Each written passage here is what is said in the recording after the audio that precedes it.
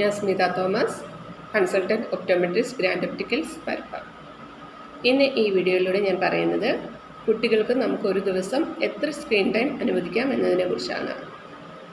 അതായത് ഓരോ ഏജിനനുസരിച്ചാണ് നമ്മൾ കുട്ടികളിൽ ഫോണിൻ്റെ ഉപയോഗം കൊടുക്കുന്നത്. 2 വയസ്സ് താഴെയുള്ള കുട്ടികൾക്ക് യാതൊരു കാരണവശാലും ടിവിയോ അല്ലെങ്കിൽ മൊബൈലോ കൊടുക്കാൻ പാടില്ല.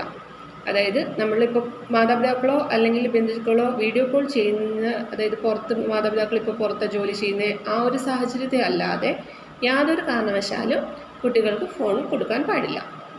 ഇനി 2 വയസ്സ് മുതൽ 5 വയസ്സ് വരെയുള്ള കുട്ടികൾക്ക് ഒരു ദിവസത്തിൽ 1 മണിക്കൂർ, അതായത് മറ്റുള്ളവരുടെ ഗൈഡൻസ് ഒരു പേരൻറ്റിൻ്റെയോ അല്ലെങ്കിൽ മറ്റ് ബന്ധുക്കളുടെയോ ഗൈഡൻസിൽ മാത്രമേ അവർക്ക് ഫോൺ കൊടുക്കാൻ പാടുള്ളൂ. അതും ലോങ് വീഡിയോസ് കാണാനൊന്നുമല്ല, ഷോർട്ട് വീഡിയോസ് കാണാനല്ല, എന്തെങ്കിലും ഇൻഫോർമേറ്റീവ് വീഡിയോസ് കാണാൻ മാത്രം അവർക്ക് കൊടുക്കാവുള്ളൂ. അതായത് ഒരു ദിവസത്തിൽ 1 മണിക്കൂർ. പിന്നെ ഉള്ളത് 5 വയസ്സ് മുതൽ 17 വയസ്സ് വരെയുള്ള കുട്ടികൾക്കാണെങ്കിൽ അവർക്കിപ്പോൾ ഓൺലൈൻ ക്ലാസ്സസും മറ്റ് നോട്ട്സൊക്കെ ഉള്ളതിനാൽ മാത്രം 2 മണിക്കൂർ.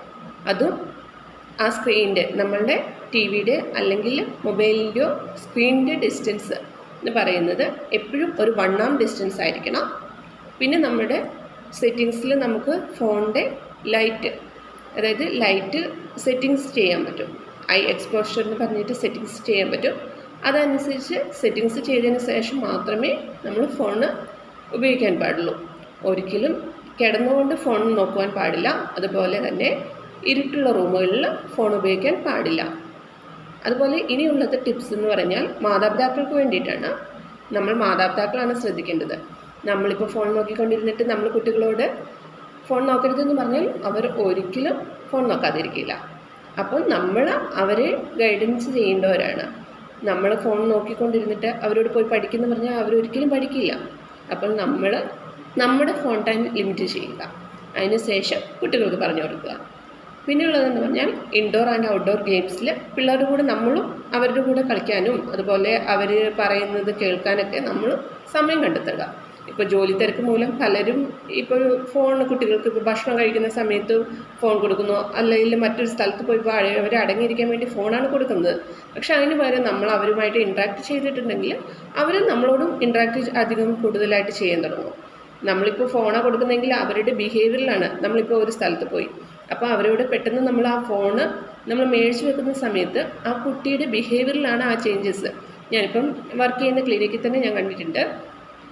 വേറൊരു പേഷ്യൻറ്റോ വന്നിട്ടുള്ള സമയത്ത് മാതാപിതാക്കൾ എന്ത് ചെയ്യുമെന്ന് പറഞ്ഞാൽ പിള്ളേർ അടങ്ങിയിരിക്കാൻ വേണ്ടി മൊബൈൽ കൊടുക്കും. പക്ഷെ നമ്മുടെ അടുത്ത് അവർ പവർ ടെസ്റ്റ് ചെയ്യാൻ വേണ്ടി വരുന്ന സമയത്ത് ഈ മാതാപിതാക്കൾ ഫോൺ മേടിച്ച് വെക്കുന്ന സമയത്ത് കുട്ടികളിൽ അമിതമായ ദേഷ്യം, അതുപോലെ അവരവിടെ കിടന്ന് കരയും, അവരുടെ ബിഹേവിയറിൽ പല ചേഞ്ചസും കണ്ടുവരുന്നുണ്ട്. ഇതൊക്കെ ഒരു പരിധിവരെ നമുക്ക് നമ്മുടെ കുട്ടികളെ നിയന്ത്രിക്കാൻ പറ്റണം.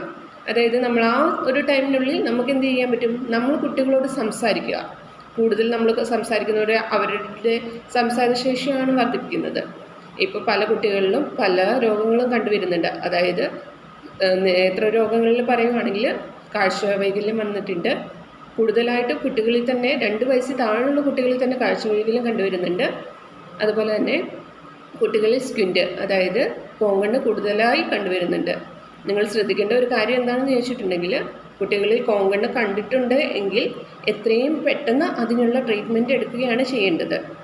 അതുപോലെ ലാസ്റ്റ് ബെഞ്ചിൽ ഇപ്പോൾ കുട്ടികളുടെ കാഴ്ചക്കുറവ് നമുക്ക് 18 വയസ്സിനുള്ളിലാണ് നമ്മുടെ ഞരമ്പിൻ്റെ പൂർണ്ണമായ വളർച്ച ഉണ്ടാവുക. അപ്പോൾ കുട്ടികളിൽ നിങ്ങൾ ഏതെങ്കിലും കാരണവശാൽ കാഴ്ചക്കുറവ് കണ്ടെത്തിയിട്ടുണ്ട് എന്ന സാഹചര്യമാണെങ്കിൽ നിങ്ങൾ എന്തായാലും ഒരു ഡോക്ടറെ കൺസൾട്ട് ചെയ്യേണ്ടതാണ്. കുട്ടികളിപ്പം വീട്ടിൽ വന്ന് പറയുകയാണ് അവർക്ക് ബോർഡ് കാണുന്നില്ല, അല്ലെങ്കിൽ ടീച്ചർ എഴുതുമ്പം അവരുടെ ബുക്കിൽ അക്ഷരത്തെറ്റുണ്ടെങ്കിൽ അങ്ങനെയായിരിക്കും നമ്മൾ കാഴ്ചക്കുറവ് മനസ്സിലാക്കുക. ഇപ്പോൾ അവർ എഴുതിയിരിക്കുന്നതിൽ മിസ്റ്റേക്കുണ്ട്, പഠിത്തത്തിൽ കുറച്ച് പുറകോട്ടാണ്, അങ്ങനെയുള്ള സാഹചര്യത്തിൽ നമ്മൾ നോക്കേണ്ടത് ആ കുട്ടിക്ക് കാഴ്ചക്കുറവുണ്ടോ എന്നതാണ്. അതുപോലെ തന്നെ കോങ്കണ്ണ് എന്ന് പറയുമ്പം നമ്മൾ തന്നെ നോക്കുമ്പോൾ, നമ്മളിപ്പോൾ ഒരു ഫോട്ടോ ഒക്കെ എടുക്കുമ്പോൾ ജന്മന അല്ലാതെ കുറച്ച് നമ്മൾ കഴിയുമ്പോൾ ഉള്ള കോങ്കണ്ണാണെങ്കിൽ അത് കൂടുതലായിട്ടും നമ്മൾ ഫോണിൻ്റെ ഉപയോഗം മൂലമാണ്. അതായത് നമ്മളൊരു ഫോണിൽ കുറേ സമയത്തേക്ക് അടുപ്പിച്ച് നമ്മൾ ഫോണിൽ നോക്കുമ്പോൾ എന്താ നമ്മൾ ചെയ്യുന്നത്, അതായത് നമ്മൾ ആ ഒരു കോൺസെൻട്രേഷൻ നമ്മുടെ നമ്മളിപ്പം നമ്മുടെ ഇതിൽ പറയുവാണെങ്കിൽ 20-20 റൂള്, അതായത് നമ്മളൊരു കുറച്ച് സമയം നമ്മളൊരു വസ്തുവിൽ കേന്ദ്രീകരിച്ച് നോക്കുമ്പോൾ ഫോണിൽ നോക്കിയിട്ട് കുറച്ച് സമയം നമ്മൾ വേറെ എന്തെങ്കിലും വസ്തുവിലേക്ക് നോക്കിയിട്ട് മാത്രമേ നമ്മളിപ്പം പഠിത്തത്തിലാണെങ്കിലും കമ്പ്യൂട്ടറോ അല്ലെങ്കിൽ ഫോണോ എന്തെങ്കിലും യൂസ് ചെയ്യുന്നത് അതെല്ലാവർക്കും നമുക്ക് ചെയ്യാവുന്നതാണ്. വലിയവർക്കും മുതിർന്നവർക്കും എല്ലാവർക്കും ചെയ്യാവുന്ന ഒരു കാര്യമാണ്. നമ്മളിപ്പോൾ കമ്പ്യൂട്ടറിലോ എല്ലാം വർക്ക് ചെയ്യുകയാണെങ്കിൽ നമ്മളിപ്പോൾ തുടരെ കമ്പ്യൂട്ടറിൽ നോക്കി വർക്ക് ചെയ്യാതെ കുറച്ച് സമയം നമ്മൾ വേറൊരു വസ്തുവിലേക്ക് നോക്കിയതിന് ശേഷം നമ്മുടെ ജോലി കണ്ടിന്യൂ ചെയ്യുക. അത് നമ്മൾ കുട്ടികൾക്ക് പറഞ്ഞു കൊടുക്കണം. അതല്ലാതെ കണ്ടിന്യൂസ് ഇപ്പം ഹോംവർക്കോ അല്ലെങ്കിൽ നോട്ട്സോ എന്തെങ്കിലും ടീച്ചർ തന്നിട്ടുണ്ടെങ്കിൽ അത് കണ്ടിന്യൂസ് അതിൽ നോക്കി എഴുതാതെ കുറച്ച് സമയം നമ്മൾ നമ്മുടെ ഒരു നോട്ടം വേറൊരു വസ്തുവിലേക്കൊക്കെ നോക്കി പിന്നെ നോട്ട്സ് എഴുതാൻ തുടങ്ങുക. പിന്നെയുള്ള കെയർ എന്ന് പറഞ്ഞിട്ടുണ്ടെങ്കിൽ നമ്മളിൽ അധികം ആൾക്കാരും ഇപ്പോൾ കണ്ണ് ചിമ്മാറില്ല. അതായത് നമ്മളൊരു ഡ്രൈ ഐക്ക് മെയിനായിട്ടുള്ള കാരണം നമ്മുടെ കണ്ണിൽ നമ്മൾ കണ്ണ് ചിമ്മാത്തത് മൂലം തന്നെ നമ്മുടെ കണ്ണ് ഡ്രൈ ആവുന്നതാണ്. ഇടയ്ക്ക് നമ്മൾ മറ്റൊരു വസ്തുവിലേക്ക് നോക്കുകയോ അങ്ങനെ ഒന്നും ചെയ്യാതിരിക്കുമ്പോഴാണ് നമ്മുടെ കണ്ണ് കൂടുതലായിട്ട് ഡ്രൈ ആവുന്നത്. ഇനിയുള്ളൊരു സിറ്റുവേഷൻ എന്ന് പറഞ്ഞിട്ടുണ്ടെങ്കിൽ പല ബിഹേവിയറൽ ചേഞ്ചസ് ആണ്. ഇപ്പോൾ കുട്ടികളിൽ അമിതമായ ദേഷ്യം, ഡിപ്രഷൻ, ഓട്ടിസം മുതലായ കാരണങ്ങൾക്കെല്ലാം അടിസ്ഥാനമായ എന്തെന്നും നമ്മൾ നോക്കിയിട്ടുണ്ട് ഫോണിൻ്റെ ഉപയോഗം തന്നെയാണ്. കുട്ടികൾ ഈ ഫോൺ കൊടുക്കാതിരിക്കുന്നത് മൂലം അവരവരുടെ സ്വഭാവത്തിൽ വൈകല്യങ്ങൾ കണ്ടുവരുന്നുണ്ട്. അപ്പോൾ നമ്മൾ മാതാപിതാക്കളാണ് നമ്മുടെ കുട്ടികളെ ശ്രദ്ധിക്കേണ്ടത്. നമ്മളൊരു ദിവസം നമ്മളിപ്പം ആദ്യത്തെ ഒരു ദിവസം നമ്മൾ അടങ്ങിയിരിക്കാൻ വേണ്ടിയിട്ടായിരിക്കും ഫോൺ കൊടുത്തിട്ടുണ്ടാവുക.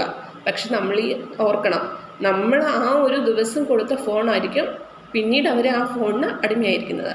അപ്പോൾ മാതാപിതാക്കളായ നമുക്ക് ഓരോരുത്തർക്കും നമ്മുടെ കുട്ടികളുടെ കാര്യത്തിൽ ശ്രദ്ധയുണ്ടാവണം. അപ്പം ടേക്ക് കെയർ. നമ്മുടെ എല്ലാ കുട്ടികളുടെയും കാഴ്ച നമ്മൾ മാതാപിതാക്കളാണ് സംരക്ഷിക്കേണ്ടത്. അപ്പം നിങ്ങളും നിങ്ങളുടെ കുട്ടികൾക്ക് ഫോൺ ടൈം ഒരു ലിമിറ്റ് വെച്ച് കൊടുക്കുക. നിങ്ങളായിരിക്കണം നിങ്ങളുടെ മക്കൾക്ക് മാതൃക, റോൾ മോഡൽസ് ആവേണ്ടത്. Thank U.